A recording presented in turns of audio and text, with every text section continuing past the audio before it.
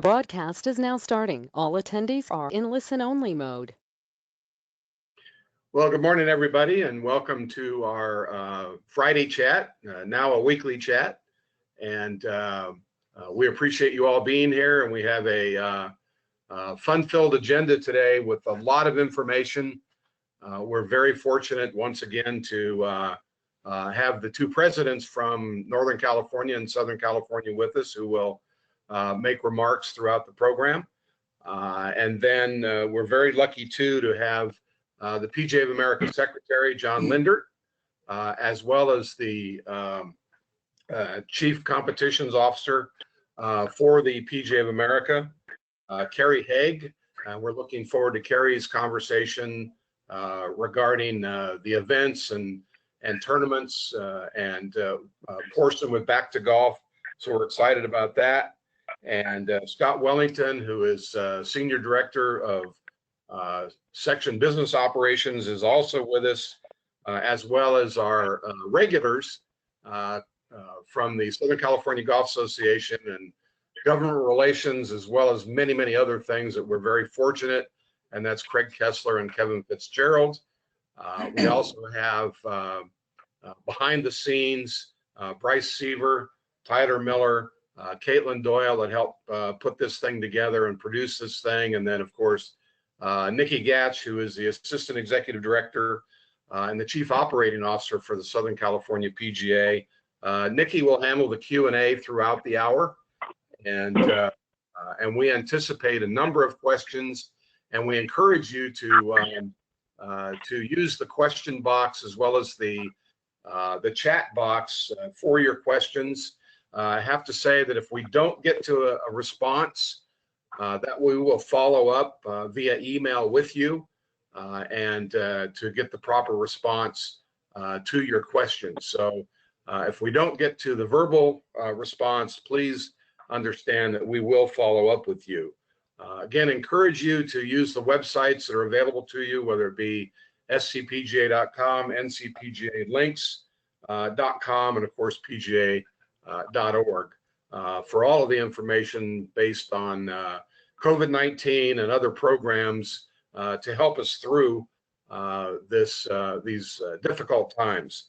It's a pleasure to see most golf courses in California now available as outdoor recreation, and we're very happy about that, as I'm sure many, many people are, especially our PGA professionals and our customer.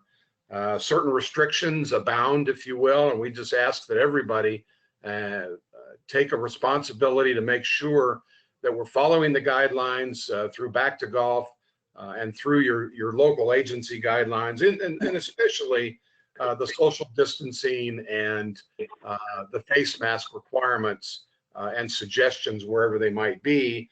Whether you're lucky enough to have golf instruction in your county or your city, because we still have some counties and cities that are not permitting golf instruction yet, that we're working closely with, San Diego County being one of those, to finally get instruction back on the for our golf professionals and our students and our golfers. So stay tuned for that, and both in Northern California as well. And before we move to our guests, I would like to call on Tony Letendre, our Southern California PGA president, to say a few words. Well, good morning, and thanks, Tom, and thanks everybody for being on the call.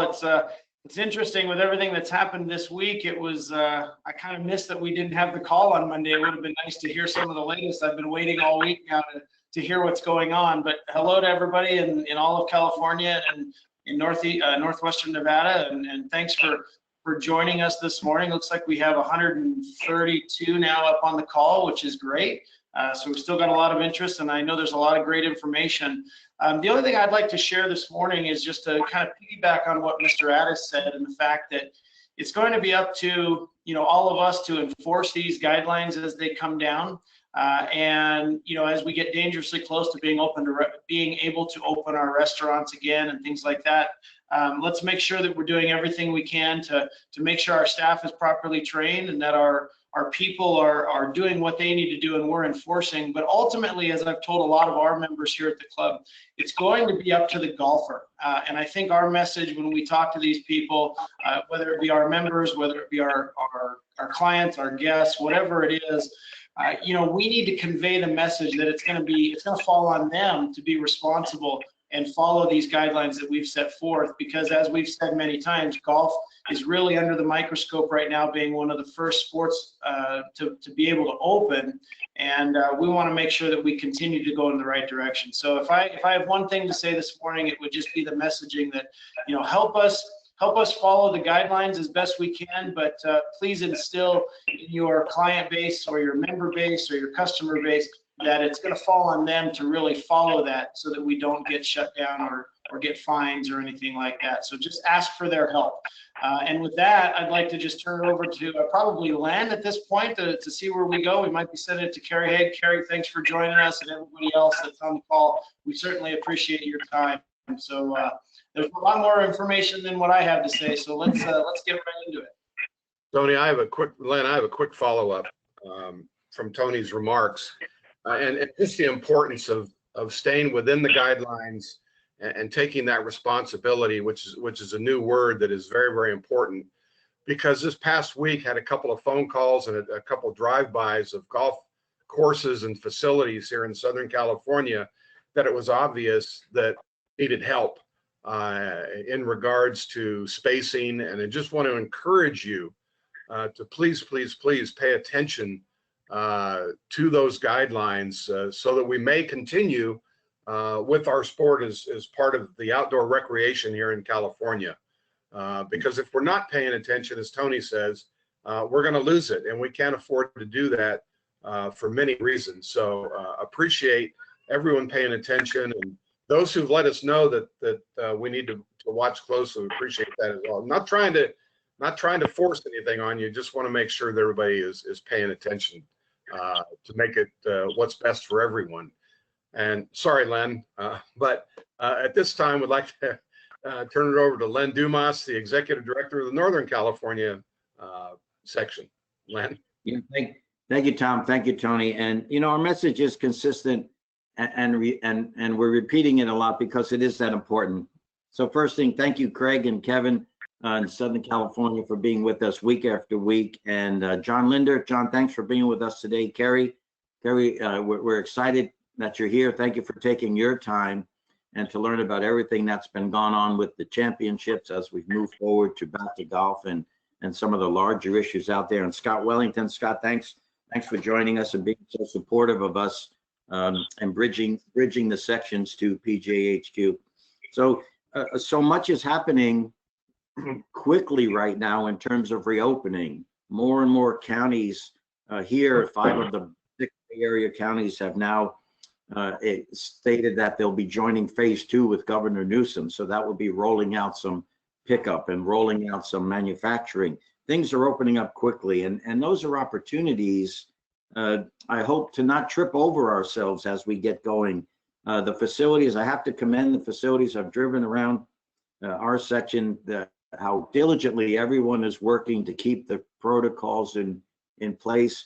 And it might be a duct tape X on a floor every 6 or 6.5 feet in going into a golf shop or moving on, or a golf practice facility, or just the way the golf cars are being spaced now. The adherence to the protocols is to be commended, because as Tony and Tom said, and we'll hear further on, that's our ticket. That's our ticket to further expansion of what we can do, such as in the areas of teaching, such as in the areas of merchandising, which are yet to come. So the message again is, please be responsible as we move forward. And the Back to Golf social distancing posters are out. They have been emailed and are posted on our websites. Please download those. They're both 8.5, 11 landscape and portrait, and 14. Please download those and use them at your facilities, because that's what they're about. They're about reminders to us, but as has been mentioned, they're about reminders to our customers as well, because that's the key. So we've got some great reports. Again, our message is certainly repetitive this morning, but I think that only emphasizes how important it is that we make these comments. So Tom, thank you very much. Thanks, Len, and as usual, good message. Appreciate everything that you bring forth. Before we move to Carrie, let's take a couple of quick words from our secretary, John Linder, please. John. Good morning, everyone. Thanks for having me on again. I won't take up too much of your time because I know Carrie's got some cherished words to share with everybody. You know, here in Michigan, things are kind of ramping back up a little bit. Yesterday was Bring Your AK-47 to the Capitol Day. Once again, it seems like that is what we have here once a week now in Michigan. We're still under stay at home until the end of May, but golf is up. Golf carts are available, single rider, driving ranges are open, caddies are permissible. So those are all positives. We had quite a bit of rain here last night, so we're going to actually have caddies out on the golf course tomorrow.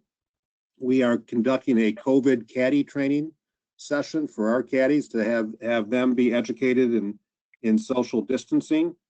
Here in Michigan, I'm actually scheduled to play in my first event on Monday, and our first Pro-Am is going to be June 8th. So we're looking at being somewhat normal again, with being responsible at the same point in time. You know, if you paid attention to the news in Wisconsin, the Supreme Court overruled the governor's executive order and allowed some counties to open up bars and restaurants, and without any limitations whatsoever. I know in talking to some people in Florida, City Walk in Orlando is opening today. So there's some light at the end of the tunnel. I think, as everybody has discussed, paying attention to the guidelines put forth in the social distancing aspect and enforcing those requirements is going to be critical for us to stay open. The last thing any of us want is to open and then happen to close back down. So, you know, I can say from the bottom of my heart, I wish I was actually talking to you face to face, and I was in San Francisco at this point in time, because that's where I should have been with the PGA Championship originally scheduled this week. And I'm missing it. I'm looking forward to August, and hopefully we'll be able to see spectators there in August for the PGA Championship at Harding Park. And with that, I'll turn it over and open up for any questions. John, this is Nikki. We do have one question for you specifically. How does Michigan manage caddies handling players' clubs and contamination concerns? So the policy that has come out from us doing some research in the Western Golf Association is the caddy is to carry the bag, place the bag 10 feet from the golf ball. The player can grab the club out of the bag, or the caddy can grab the club out of the bag from the club head perspective and hand the club to the player to the grip. So the player grabs the grip, the caddy touches the club head. When the player's done, the player can then hand the club back to the caddy. Once again, that would give you some social distancing, arm length, and a club in between. The caddy's only touching the club head, the player is only touching the grip.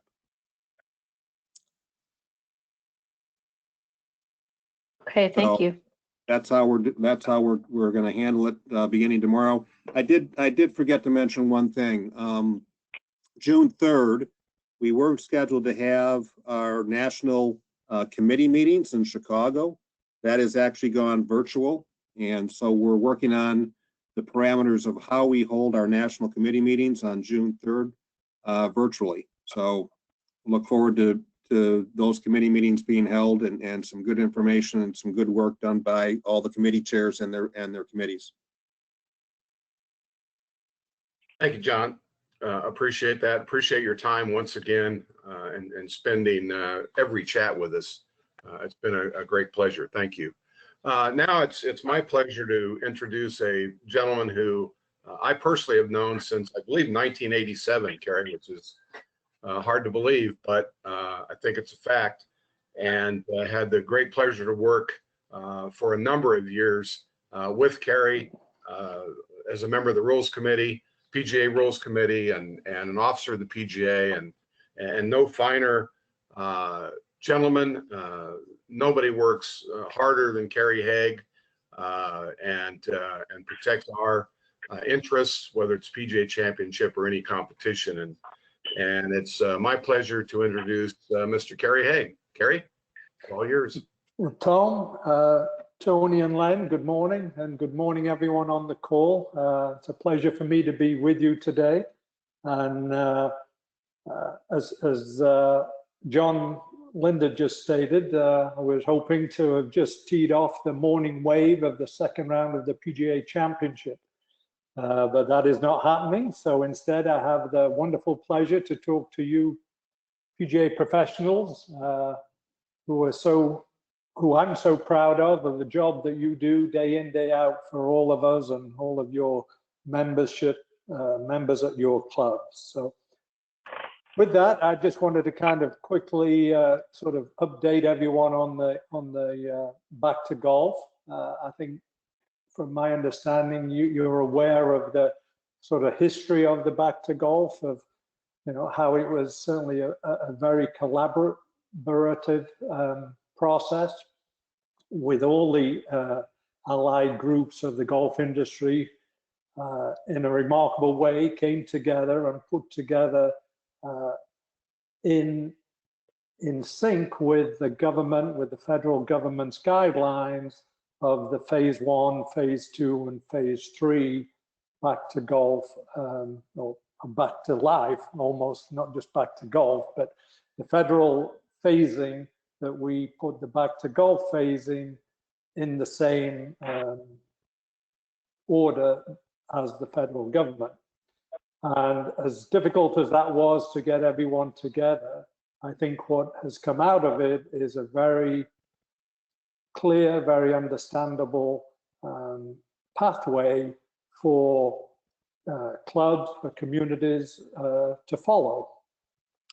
However, with that, we have found obviously that each state and each area have their own slightly different versions of the federal phase 1, phase 2, phase 3. So what we have been finding and are finding is that you sort of have to find where your particular state, your particular county, or your particular city is in relation to the federal sort of guidelines to then be able to follow the back to golf playbook. So with the basic guidelines that were sent out now, I think almost 2 weeks ago, we knew and felt that the next important part of the back to golf was to put together some real practical guidelines, as it were, for golf itself and how does golf fit in with the phase 1, phase 2, and phase 3 aspects. And the same allied groups all came together probably a week, 10 days ago. And the original thought or thinking was to sort of have 5 different sections, one for junior golf, one for member golf, one for amateur tournaments, one for more elite tournaments, and one for the PGA Tour. And we sort of set up these sort of 5 groups, as it were, to put together our individual or our own playbooks. But after not very long, it became very apparent that 4 of those 5 groups were almost replicating each other. So what, in terms of how do you run a tournament? So we actually combined the AJGA, the junior competition part of it, the amateur, the USGA, the IAGA, along with the PGA of America and the USGA state and regionals, and sort of put all of those events basically down from a club event all the way up to the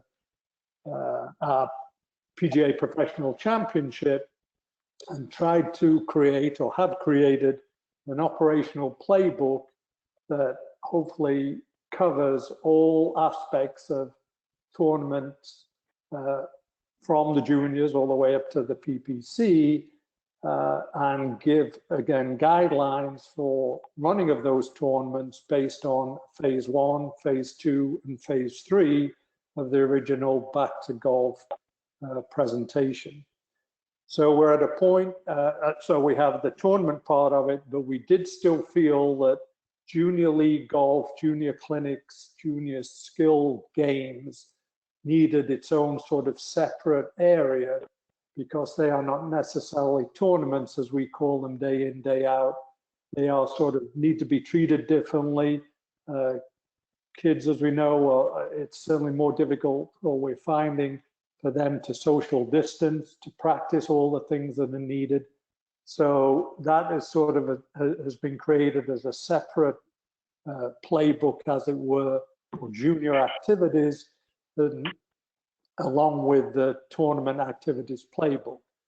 So both of those are now actually either yesterday or today are being put into links with the Back to Golf original playbook.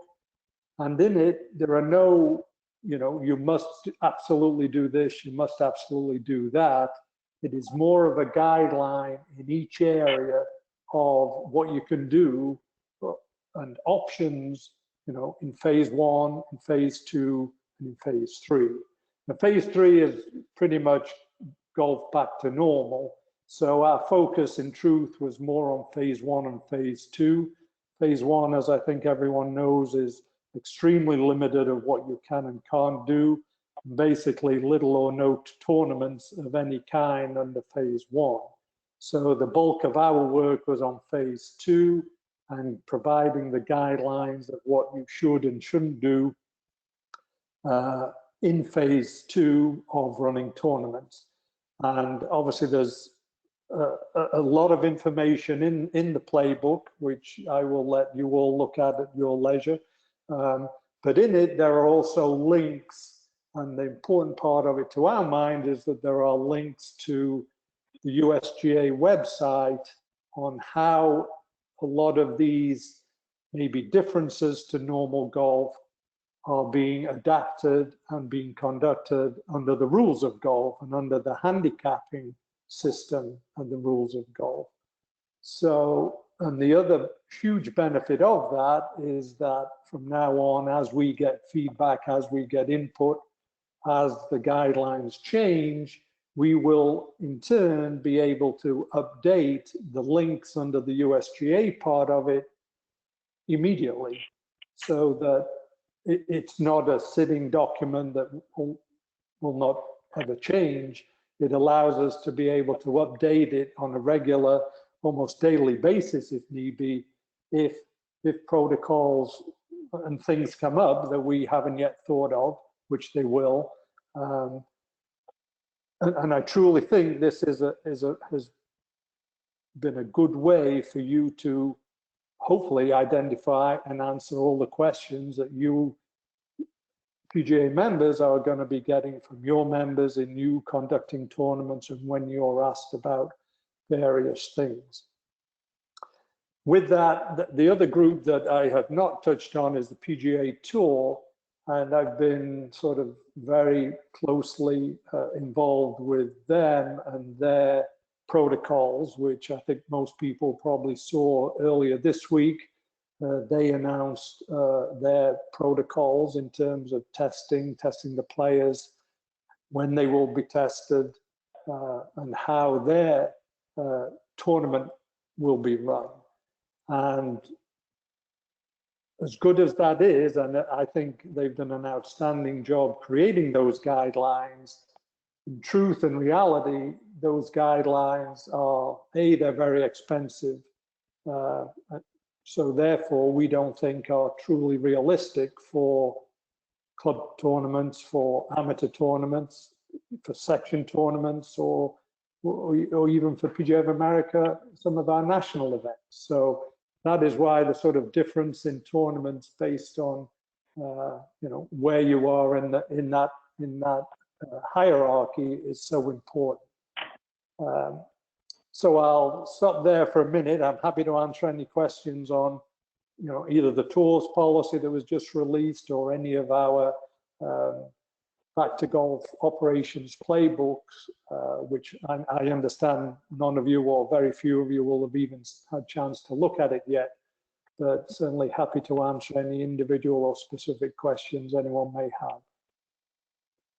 Carrie, this is Nikki. We have one, and I've seemed to have gotten this quite a bit, and I don't even know if there's going to be a direct answer to it, but speaking to the timing of when we transition from one phase to the other, and understanding that's probably state by state, county by county, city by city. But any insight to that you can share? Yeah, and I tried to sort of mention that a little bit in my intro there. You're exactly right. It is state by state, and it is county by county and city by city. For example, I heard just before I got on this call that there's one area almost going to phase 2, possibly this weekend. So, and as we know, there's certainly a vast majority are still on stay-at-home stages. So again, the unfortunate thing is a lot of states are not following the same phase 1, phase 2, phase 3 as the federal government and as our Back to Golf have followed. So I think we have to collectively or individually interpret whatever your county, city, or state's protocols are, and then read into those and compare how they relate to our phase 1 and phase 2. And you know, the group gathering number is pretty clear. Phase 1, it's 10 or less in the federal, and it's 50 on phase 2 in the federal guidelines. And so that's a way to see, what a particular state may be doing if they put a number on the amount that are gathered. And I think, as both Len and Tom, and Tony all said, I think the important thing for us as people managing and operating whatever the event or whatever phase or level, we have to be the ones not to get too aggressive and to control everyone, all our events and all our operations in a way that fit into these guidelines. Just the minute we, you allow, cart or 2 people to a cart when you're still in phase 1, and that's going to get in the news, will be closed down. And the importance of following the guidelines, if it is 1 person per golf cart, that's what it has to be. And social distancing and cleansing hands cannot be stated enough.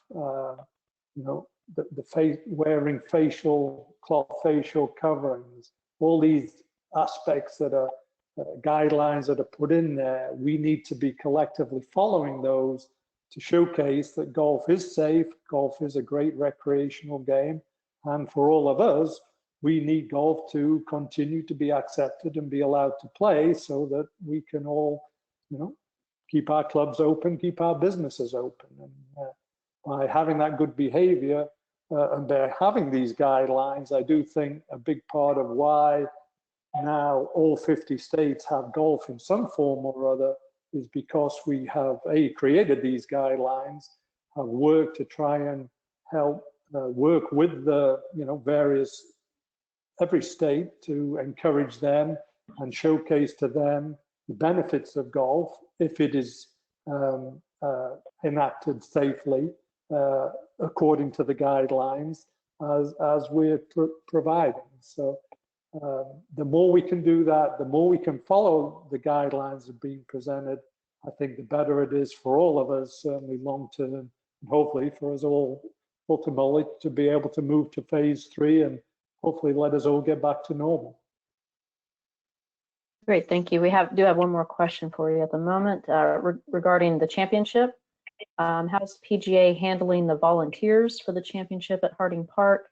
How many do you anticipate will be needed for things like manual leaderboards, etc.? That's a great question. So obviously, as you know better than I do, California has certainly enacted, they were the first to go under stay-at-home protocols, which in some ways, in many ways, has certainly, I think, helped the pandemic in California. Certainly our hope is that we can also, you will be able to come out on the other side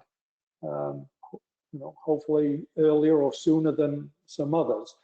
But with that said, we obviously are following the guidelines of the CDC and of the state and of the city and the county of San Francisco. So with that said, we are currently going down, a championship with spectators, with all the volunteers, with all the corporate. But we also have a plan B with no spectators. That is sort of similar to what the tour sort of release they are going to do on their first 4 events. So depending on, where we end up, if it's the business as usual, then we will have all the volunteers that have signed up and, as close as we can run the championship as I think everyone is used to seeing it, with certain parameters and changes.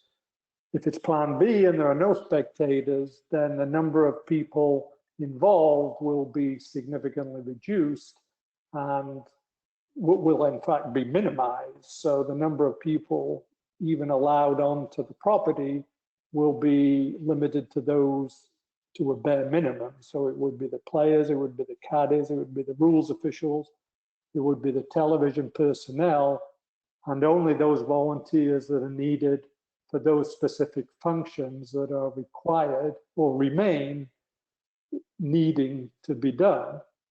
And again, they will be the bare minimum. So it would probably be the scoring, the walking scorers, or and the shot link, so that we can get the information to the television viewers, so that we can still conduct the championship around the world, but there would be literally no spectators, nobody on site other than those entities that are needed to physically make the running of the tournament happen. So in effect, it would be almost like a club event with no spectators, but with a television portion and some minimum scoring. So depending if we go on plan A or plan B, will determine how many volunteers are needed and what exactly their roles will be.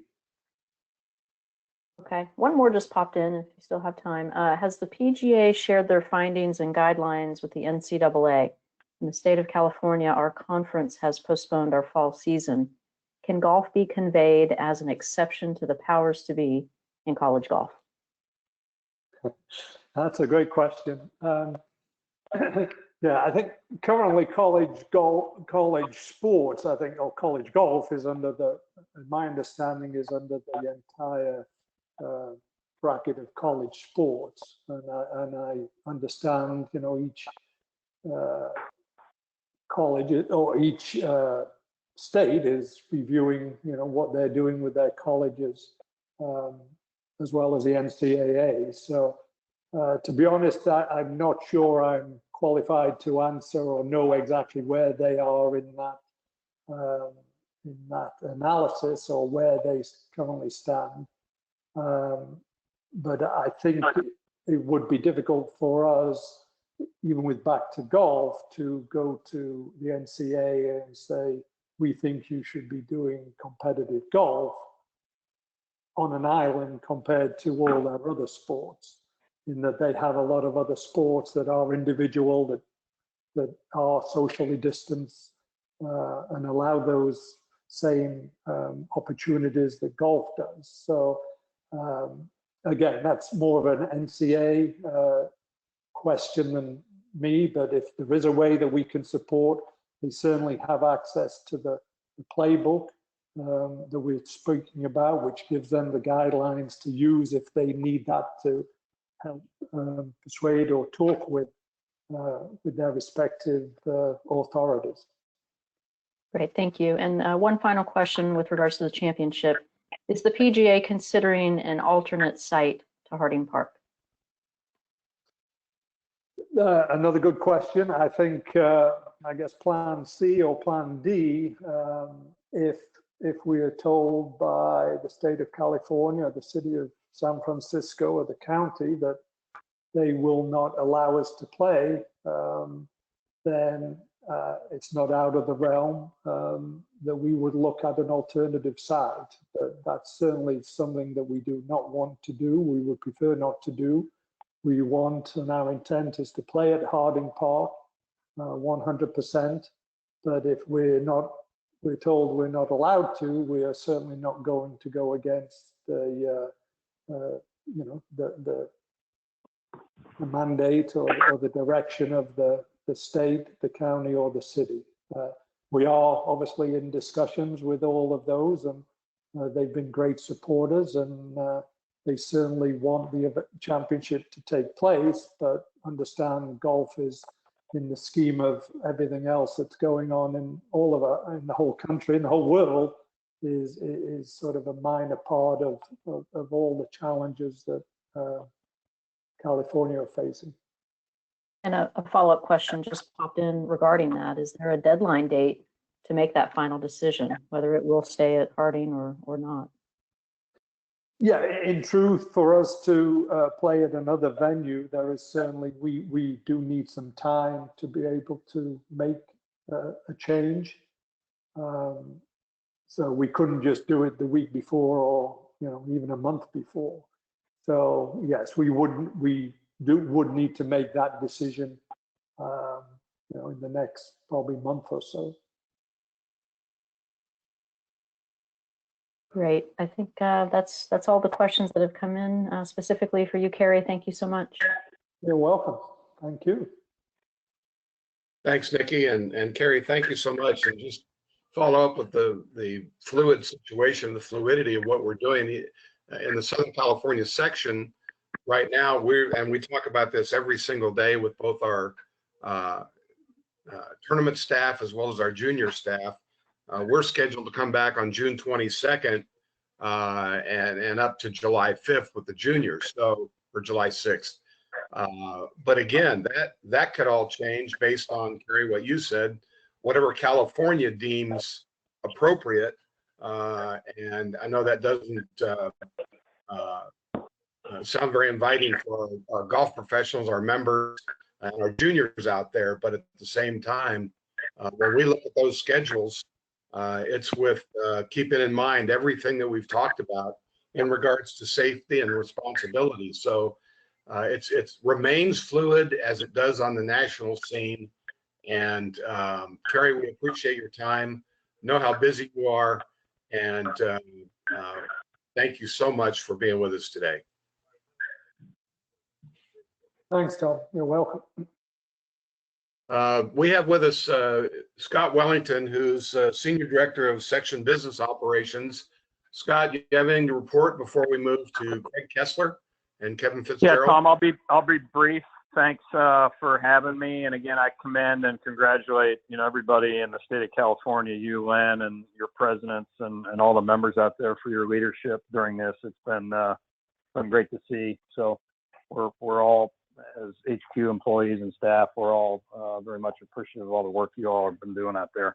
I did want to just give an update. Most recently, I just received an email from Arjun Chowdhury on our team, who is kind of running lead on the Golf Relief Fund. As everyone knows, we made it through phase one, a couple bumps with some technology issues and the like, but we're actually, I say we, our partners with E4E are in the process of cleaning up and finalizing everything from phase one. We hope to announce the release of phase two of the relief fund as early as probably the middle to end of next week. And then the actual fund would open, we're anticipating the last week of May, somewhere between the 27th and 29th of May is what we're looking at right now. We'll have more information to report on that next week. Certainly, but I wanted to give everybody kind of a real-time update on the Golf Relief Fund. So that's really, Tom, all I have.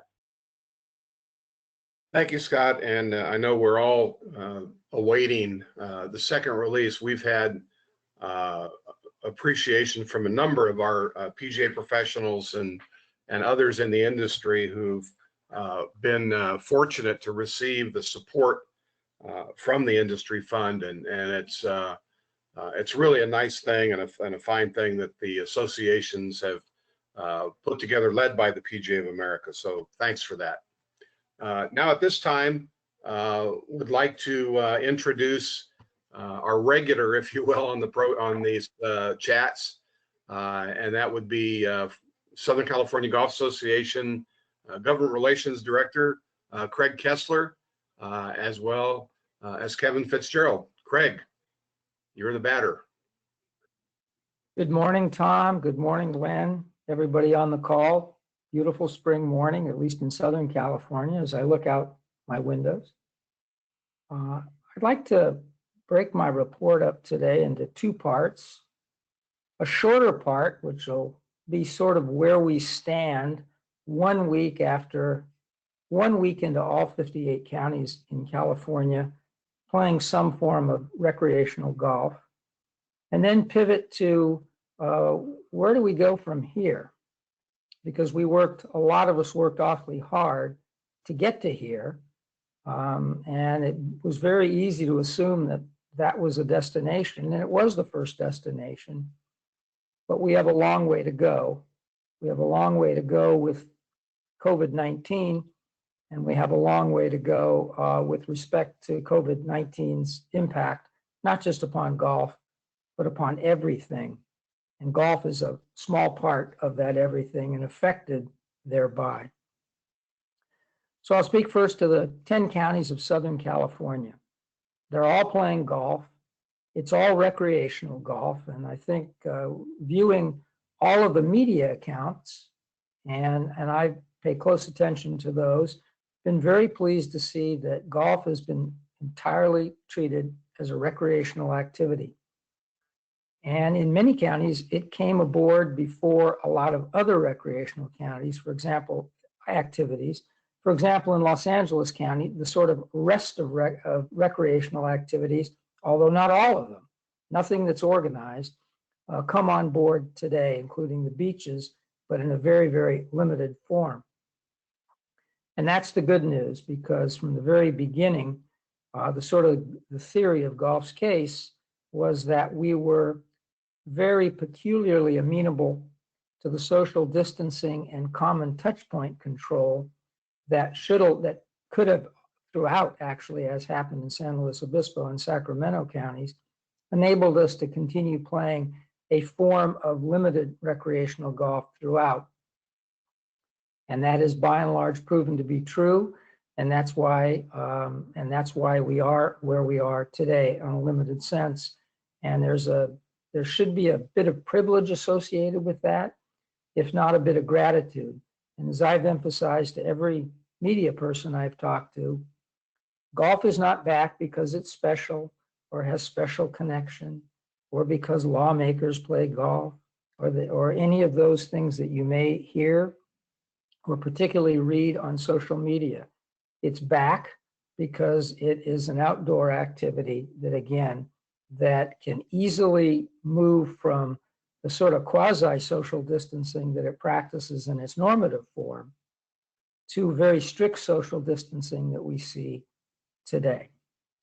Now, for the most part in Southern California, it's pretty consistent. We still, as Tom Addis made mention at the beginning of this call, in San Diego County, we have this little golf instruction anomaly. And as with so many of these anomalies, they all have their reasons and their history in the sort of in the effort to get golf back aboard. As much as we'd like to think that there are best practices for something that's never been practiced before, or as much as we'd like to think that as much as we've put together back to golf protocols after the fact, they've been pretty much after the fact. And there are a lot of persons probably listening on this call that participated in their counties in getting golf back going, and understand that every effort was unique. Every effort had to take into consideration the profile of the golf community in a specific jurisdiction, the politics in the specific jurisdiction, the leadership within golf in each specific jurisdiction. And that means that the phrase all over the map applies to the way in which golf's been reintroduced. As I've said more than once, and probably in one of these previous chats, Had we waited for all the counties in California to be ready to come aboard, a lot of counties that were aboard before last Friday would have had to wait until last Friday, because LA County, with 10.2 million persons, was always going to be the last to come aboard. And they came aboard in an exemplary fashion. And I know there was a lot of nervousness about that because of the size and scope. If nothing else, the size and scope of a golf-starved population that would be flooding the courses. But so far, it's been extremely good. And the media coverage of it has been excellent. And we've seen no criticisms of golf, whether it's in a letter to the editor, an editorial, or a news story. I've seen criticism of hiking trails. Saw a lead letter with a nice picture in the LA Times the other day, taking to task persons who are hiking and not following social distancing.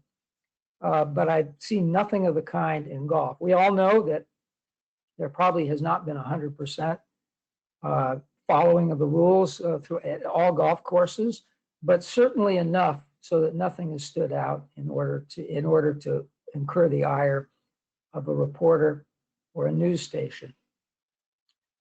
Another outlier, but I want to point out, I would be remiss if I don't point out that we are addressing the golf instruction issue in San Diego, and as of the last 24 hours or so, have cause for optimism. I'm not going to go into the details.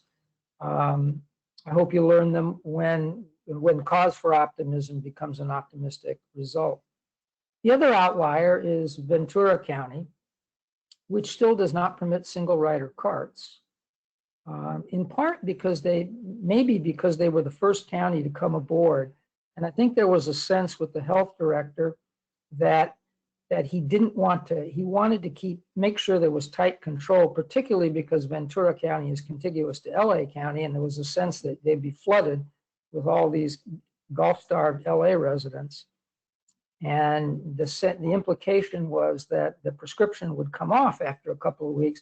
But then, as most people on this call know, our governor intervened with that great phrase on his website, singles, walking only, no carts. That's been amended, and now it's golf, carts permitted. But the timing of that didn't work out so well. But I want to assure you there's movement on that, and cause for optimism, and I hope cause for optimism ends up in an optimistic result. I'm less conversant with the Northern California counties for obvious reasons, but my understanding is that with the exception maybe of Santa Clara County, there's been an incredible loosening of things as they existed a week ago. Sounds like there's a bit of the private instruction problem in more than just one county in Northern California. And I know that Len and Tom have been we're in communication this morning about sort of the techniques, I think, that the SCPGA, in the lead, and the SCGA in assistance, have taken and developed a strategy to two things: to put together a very viable proposal for private instruction that would be consistent with social distancing and common touchpoint control, but also a strategy to engage the actual golf professional constituents. As much as you may think that large organizations have a great deal of sway with policymakers, particularly elected policymakers, never forget that those who live in districts or have business in districts or do business in districts always have the most clout. And I'm going to repeat that point to everybody listening, because while there are appropriate lanes and very important lanes for leadership organizations, whether it's the NCPGA, SCPGA, or SCGA, and we know we exercise those lanes to the nth degree, there's no substitute for what I would call the outside game, which is real life constituents simply telling their stories to lawmakers, so that some of the proposals that we make on a high-minded level or a policy-making level have some heft behind them and get some attention. So things are moving forward nicely. We have just about 100% arrived at our destination of getting golf back aboard. And back aboard is literally among the first, and in many cases, the first outdoor recreational activity reintroduced to our lives. Now, where do we go? Now it pivots, because it would appear that we're going to be in this position for a long time to come. I hope everyone understands that there are a number of activities. So for example, here in Los Angeles, the Hollywood Bowl season is canceled. Probably you're going to hear that the National Football League, that beautiful new stadium that Stan Kroenke spent billions of dollars to build, at best may not even open. The opener may not be in that stadium. It may be somewhere else, but if it is in the stadium, there may be no crowd, which would be very, very interesting. So that should give you some idea that we're in for a long run, and we're probably in for a long run in which only those aspects of golf operation that are purely recreational will continue. Now, for those of us who pay attention to such nightmares, the governor has introduced a revised budget for this year. Keep in mind that through 3/4 of this particular fiscal year, which ends on June 30th, not only was the state of California sitting on a $20 billion rainy day fund surplus, but was $2 billion ahead in tax collection. That was through 3/4 of the year. Now the state has flipped from that to a $10 billion deficit from here to the end of the year. And potentially when you add that to next year's envisaged deficit with much of business closed, looking at $54 billion, which is not insubstantial. And literally, according to legislative analysts, probably looking at substantial $20 billion plus deficits through as long as the year 2024.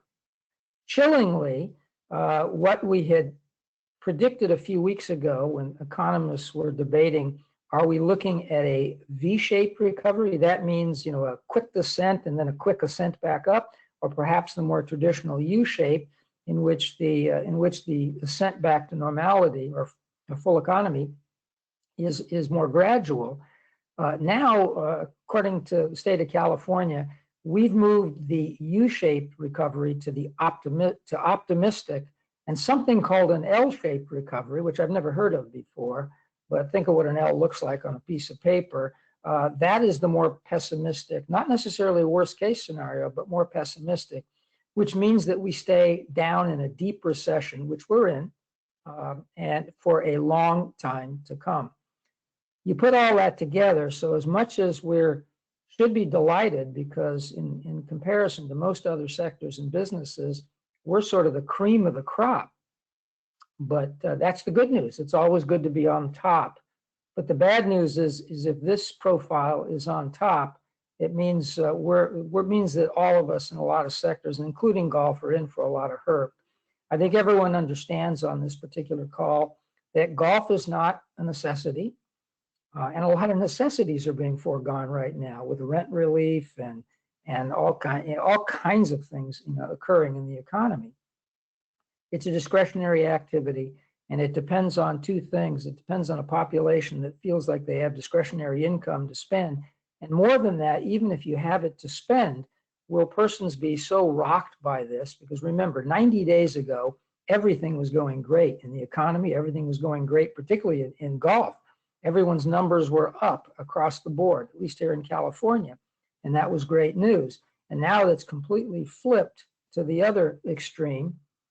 And so we suddenly become aware that if persons may even have the disposable income, but may be making decisions as they look at their 401ks and various other retirement funds and savings be cut by substantial margins, they become very stingy with their pocketbooks.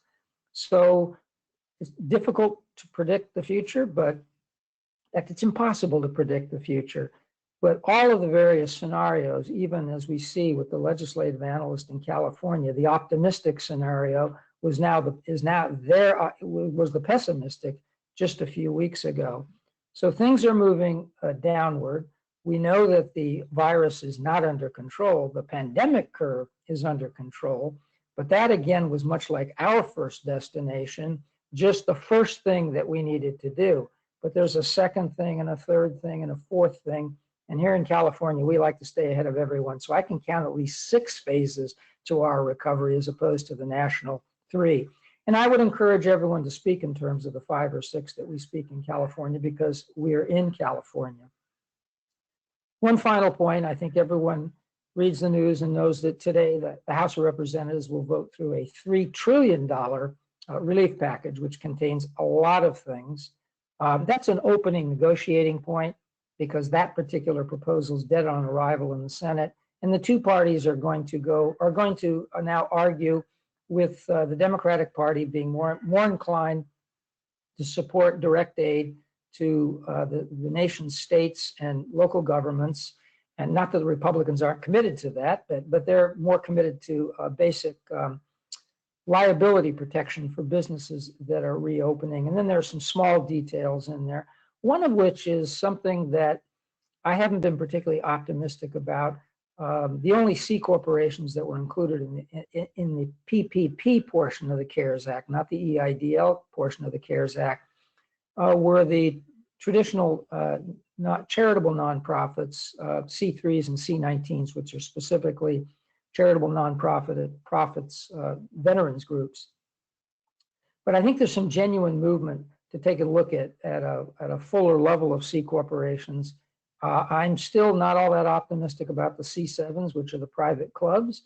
I encourage and applaud the PGA of America and the other golf organizations that can continue to lobby for it, as they should.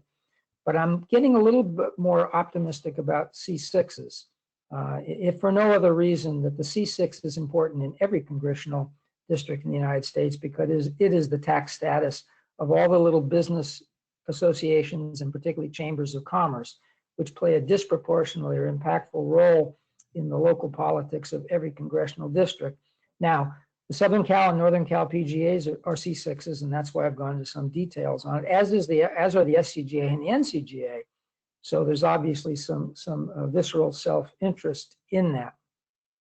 Final point about the congressional legislation, and to those of you who don't think that the trillion, or maybe it'll end up being only $500 billion that would go to aid the states and the nation's local governments don't have an impact on the golf industry.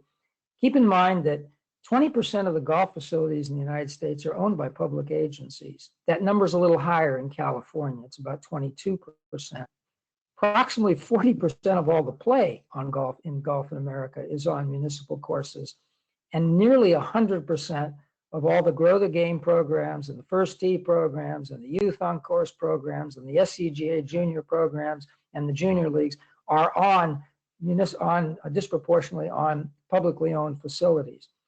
As I've looked at the governor's revised budget and what it looks for going out, and as I've taken a close look at some large municipal budgets in Southern California, the word carnage does come to mind. And in this case, it's actually an appropriate descriptor of what's going on. There will be impacts to that enormous ownership group, and all of us are invested in that. And I would argue disproportionately invested in that, to the degree to which it represents the developmental segment of the game. So that too is important. And I'm hopeful that our national golf organizations will recognize the close nexus and also weigh in on that aspect, because no matter what we may think is on paper in terms of protections, pretty much, and no matter what the situation, when people are desperate and governments are desperate, and they're going to be desperate just to keep their police departments and fire departments going, things like parks and libraries, and keep in mind that a municipal golf course is a park for those purposes, are going to get savaged. There's no two ways about it. So all of these things are important. Started off with a lot of good news in the first half because we've been also laser focused on getting through this first phase and getting back aboard. And my congratulations to the golf industry, my hearty appreciation for all of you who paid close attention to all of the counsels for patience. We all understand that if you're a golf professional and you're denied the opportunity to make a living and someone is telling you be patient, that is a tough pill to swallow. But I think everyone took that advice and followed it. And I think we're all recognized, as I've been saying from the beginning, there was always going to be a lot more golf to be had just on the other side of the taming of the pandemic curve than the handful of days that remained when public policymakers were totally panicked that they would lose control of that pandemic curve and be faced with thousands and thousands or hundreds of thousands of deaths. Keep that in mind. So we stayed that particular course. We are where we are. I think everyone is to be congratulated for that. And we've arrived at the point where we can now move to the second and third phases and face some other problems and hurt. We're all in this together, obviously, and that's somewhat comforting. But we are in a tough ride. And it's something that was totally not on anybody's radar screen 75 or 80 days ago. I talked a little bit longer than I wanted to, and I was not quite as optimistic as I had hoped to be. But with that, if there are any questions, or I'd be happy to try to answer them in the time that's left. Craig, this is Nikki. I think you covered everything that was directed that you saw on the chat. There is one, it's kind of an interesting question, maybe more of a comment. Is there a, quote, keep us open task force being created, as many facilities have opened and are not practicing social distancing and opening guidelines needed for us to stay open? That's a very interesting question, and probably not a bad idea, although I know here in Southern California, the SCGA and the SCPGA have, done a public service announcement and done a campaign, both of us, on the importance sort of, preaching that message in terms of putting a task force together, maybe to help those facilities out that are struggling and could bring us down.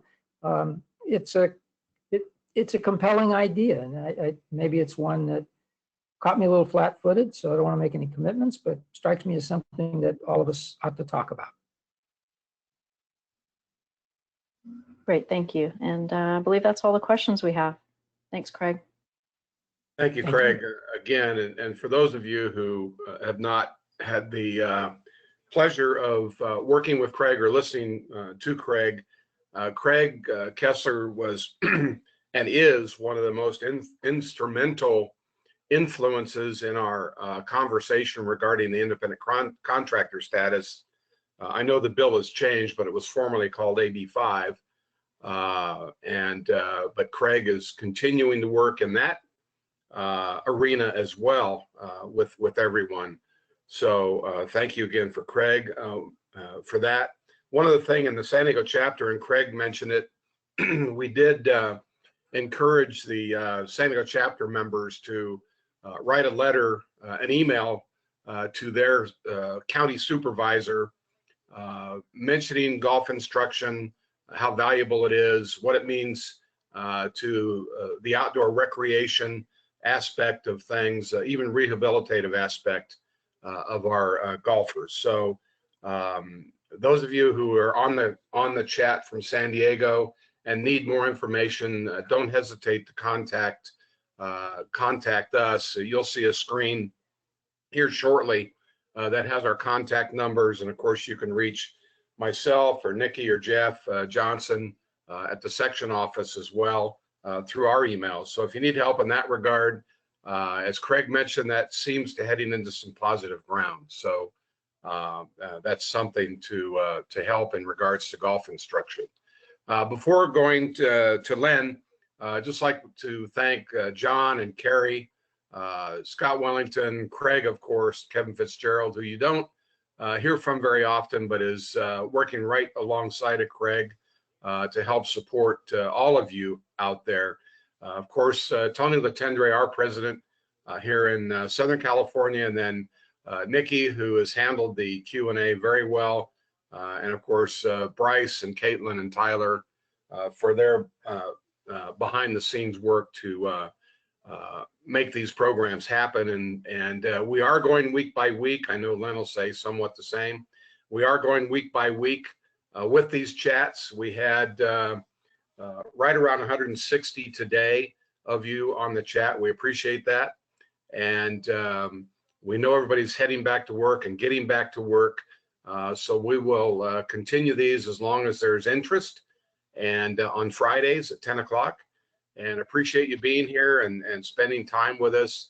Don't forget, please, to ask any questions that you might have via email.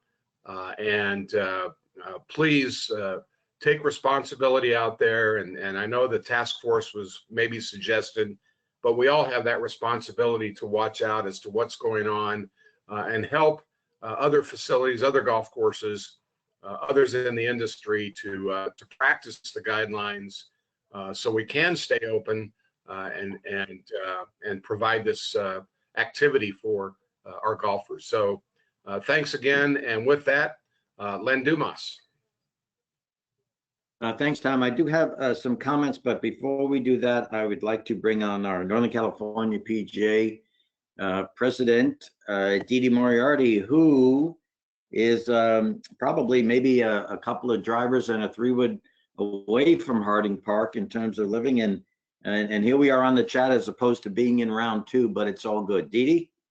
Yeah, Len, thank you. I was just thinking during this call, I always like to say hello to San Francisco, and just living a few blocks from Harding, I just can't even tell you how much that we're missing the championship this week. And San Francisco is the kind of city, it seems, when there's an event, it likes to show off. It shows off the good weather, and it's absolutely beautiful in the city. So I think for me, I might take a bike ride over there later and just take a look and just imagine that you're all out there. Like John Linder said, I wish I could see your faces and hear your voices, and wish I could see you all at Harding Park. But thanks, Len and Tom, for continuing these calls. You can see by the number of people, it's still really important to everybody. And Tony, great to see your face. And Nikki, thanks for everything. Caitlin, Carrie, John, and Scott, I don't know if you're on the phone, but really valuable information. So just want to thank you for that. And, once again, just seeing the joy, we see the joy that people are having when starting to play golf in the city. And one thing that occurs to me is that golf is changing lives once again, because it's giving people a respite from the isolation they've been feeling from sheltering in place for so long. So, here in where I work at the Presidio, we have a huge amount of people that take lessons. We're just trying to figure stuff out, how to work, how we can be safe, and just really trying to handle just tons of requests from parents who want to do groups and junior camp, and we're just trying to explain that just can't happen for right now. But so closing off, just thanks for everybody for being on the call. Stay safe, keep our clients and golfers safe, and keep golf golfing. So toss it back to Len. Okay, thank you, Didi. We talked about rollout, and things are happening quickly. In news reports from Nevada this morning, the casinos are preparing their plans to reopen. And I've read where Treasure Island looks like they're ready to have activity as soon as May 22, which is a week from today. So again, more is happening on very large scales, and that's good news for us as the industry. I appreciate Scott Wellington's comments about the Golf Emergency Relief Fund, which is the Allied Association initiative, and entering into phase 2, or the accounts opening, being eligible and available at the middle to end of next week. So just one point about that, please keep in mind that if you have received money in phase 1, you still can apply in phase 2. There's an overall $3,500 cap, but that's important to know that it's not necessarily just because funds in phase 1 that were done. You can receive up to $3,500. So of course, we'll get the word out as soon as we can. And if anyone needs help setting up an account, please let us know. We're happy to walk through that as well. Certainly do. I'm glad Craig brought this up. Share the optimism about C6s being included in the PPP. That has gained a lot of momentum and is looking pretty good. We're furlong down the road, and we'll keep our fingers crossed for the C7s as well. And to Kerry's comments, and I've had some conversations as the host section, will now begin our messaging. There's a little blurb in the executive director message this morning to our section about that as the decision comes as to whether we will have spectators or not have spectators at the PGA at Harding Park, that will affect our responsibilities. And so we'll be in contact with those that have signed up and make sure everybody's in the loop as to what exactly our new responsibilities are going to be. Again, the social distancing guideline posters were sent out this morning. Please be sure to take advantage of those as we continue on in our our Be Responsible campaign. And for next week, as Tom mentioned, we're moving to Fridays. Next week, we're looking to discuss some of the employment issues, among other things, but some of the employment issues that come along with the fact that we are now reopening and getting back to work. So certainly an interesting and very important conversation. So please be sure to join us next Friday as well.